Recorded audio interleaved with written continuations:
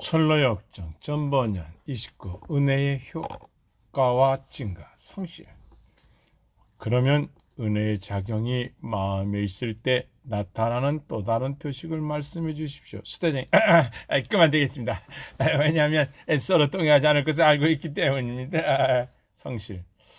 당신이 원하시지 않는다면 제가 말씀드려도 되겠습니까? 수대장님, 당신 마음대로 하십시오. 성실. 영혼에서 일어난 은혜의 작용은 그 자체로 은혜를 갖고 있는 자신에게나 옆에 있는 사람에게 나타납니다. 은혜를 갖고 있는 자에게는 다음과 같은 효과가 나타납니다. 죄를 깨닫게 하고요. 특별히 자신의 본성이 더러워진 것과 불신앙의 죄를 인식하는 데 있습니다. 만약 그가 하나님의 손에 있는 자비를 발견하지 못한다면 정죄받는 것을 확실히 깨닫게 해주기 위한 것입니다. 요한복음 16장 8, 9절 말씀. 이런 깨달음과 인식은 그의 심령에서 역사함으로 죄에 대해서 슬퍼하고 부끄럽게 합니다. 더욱이 그로써 세상의 구조를 발견하게 하고 생명을 위해 그리스도께서 가까이 하는 것을 절대적으로 필요하게 합니다. 이때 그리스도를 갈망하고 목말라하며 약속이 이루어진 것을 갈망합니다. 구주에 대한 믿음에 강하냐 약하냐 따라서 기쁨과 평화, 거룩에 대한 사랑, 그를 알고자 하는 열망, 또한 이 세상에서 주님을 섬기자는 열망이 좌우됩니다. 그러나 비록 제가 은혜 자체가 자신에게 증거된다고 말씀드렸습니다. 이것이 은혜의 사역이라고 결론 내린 사람은 극히 드뭅니다. 왜냐하면 그의 본성이 타락했고 이성을 남용해 이런 문제를 잘못 판단하기 때문입니다. 따라서 은혜를 받은 자는 이것이 은혜의 사역이라고 확고한 결론을 내리기에 앞서서 그에게 매우 건전한 판단이 요구됩니다.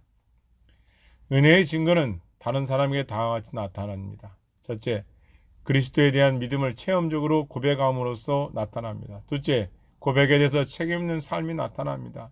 거룩하게 살게 돼 있고요. 경건한 마음이 있고요. 경건한 가족들이 있고요. 이 세상의 경건한 대화로 나타납니다. 이런 것들은 보통 내적으로 자신의 죄와 죄 때문에 자신을 미워하죠. 자신의 가정에서도 은밀하게 죄를 누르게 합니다.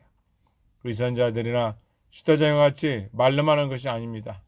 믿음과 사랑 안에서 하나님의 말씀이 자신을 실제적으로 굴복시킵니다. 그리고 이 세상의 경건을 중요시하며 살아갑니다. 자, 선생님, 은혜의 사역과 그것의 증거에 대해서 간단히 말씀드렸습니다.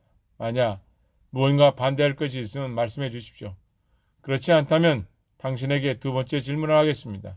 수다쟁이. 안 됩니다. 지금 저는 반대하는 입장이 아니라 듣고 있을 뿐입니다. 두 번째 질문 해보시죠. 성실. 두 번째 질문 이렇습니다. 당신은 은혜의 작용에 대한 저희 설명 중에 첫 번째 것을 경험하셨습니까? 그리고 당신의 삶과 언어 생활은 일치합니까? 혹은 당신의 종교가 행위와 진리에 있지 아니하고 혹 혀에 있지는 않습니까? 당신은 나에게 대답해 줄 마음이 있다면 하나님께서 아멘이라고 인정해 주시는 것 이상으로 말씀하지 마시고 오로지 당신의 양심이 옳다고 할 수 있는 것만 말씀해 주십시오. 왜냐하면 옳다 인정을 받은 자는 자기를 칭찬한 자가 아니요 오직 주님께서 칭찬하신 자라고 말씀하셨기 때문입니다. 고린도후서 10장 18절 말씀.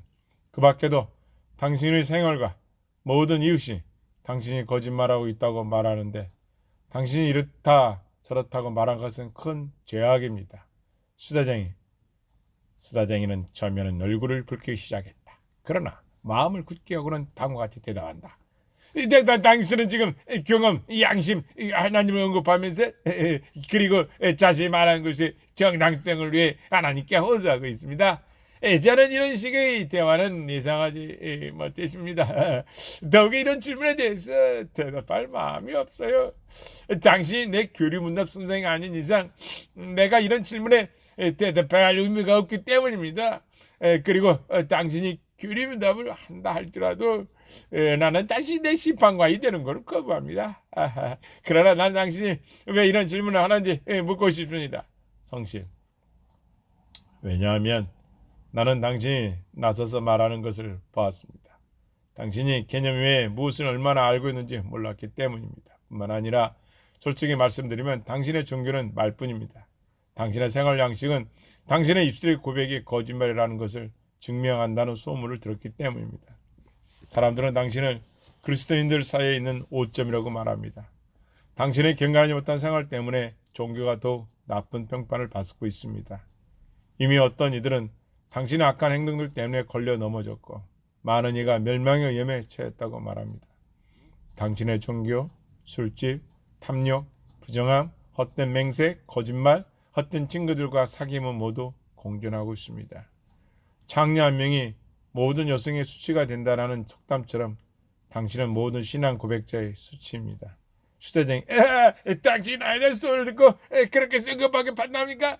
나는 당신이 안달쟁이나 우울증 환자라고 내 결론 내릴 수밖에 없습니다. 나와 대화하기에 접한 사람이니 이해해야 합시다. 잘 가시오. 크리스찬 성실에게 다가간다. 제가 당신에게 대화가 어떻게 될지 말씀드렸죠. 당신의 말에 그게 정욕을 잃지 알 수 없습니다. 그는 자신의 삶을 계획하기보다는 차라리 당신을 따랐습니다. 그러나 제가 말씀드린 것처럼 그걸 떠나버렸으니 가도록 내버려 두세요. 손해보는 것은 그자뿐입니다. 그는 우리가 그에게서 받은 고통을 면하게 해주었습니다. 왜냐하면 그가 계속 동행했더라면 우리에게 오점이 되었을 것입니다. 또한 사도도 경건의 모양은 있으나 경건의 능력은 부인하는 자니 이 같은 자리에서 내가 돌아서라. 디모데후서 3장 5절 말씀하셨습니다. 성실. 그러나 저는 우리가 그자와 잠깐 대화하는 것을 기쁘게 생각합니다. 그자가 다시 생각하는 일이 일어날 수 있습니다.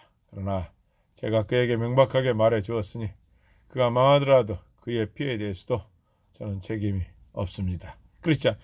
그자에게 명백히 설명하신 것은 잘한 일입니다. 요즘에는 사람들을 성실히 되는 사람이 거의 없어요. 그래서 종교가 많은 사람에게서 미움을 사고 있죠. 말로만 종교를 갖고 어리석은 수사다일과 헛된 생활로 방탕한 자들이 경건한 자들의 규제 가운데 들어와 세상을 따우게 합니다. 기독교를 욕하고요. 신실한 성도들을 금지시킵니다. 저는 모든 사람이 당신이 하는 것처럼 명백하고 신실하게 따르기를 주기를 바랍니다. 그러면 사람들은 종교에 대해서 더 마음을 열든지 성도들의 교제가 그들에게 부담이 되어 떠나지 않을 것입니다. 그러자 성실이 다음과 같이 찬송했다. 수대쟁이 처음에는 얼마나 자신의 기태를 세웠는가, 얼마나 용감하게 말했는가, 얼마나 건방지게 모든 자를 자신 앞에 굴복시켰겠는가. 성실히 마음의 역사하는 은혜의 작용에 대해 말하자마자 둥근 달이 이지러지듯 떠나고 말았네. 마음의 역사하는 은혜를 아는 자 말고는 모두가 그렇게 될 것이네. 이렇게 그들은 계속 길을 가면서 오는 도중에 보았던 것에 대해서 이야기했다. 이는 여행을 안락하게 해주었다. 그렇지 않았다면 분명히 이 여행은 그들에게 지루했을 것이다. 왜냐하면 그들은 광야를 통과하고 있었기 때문이다.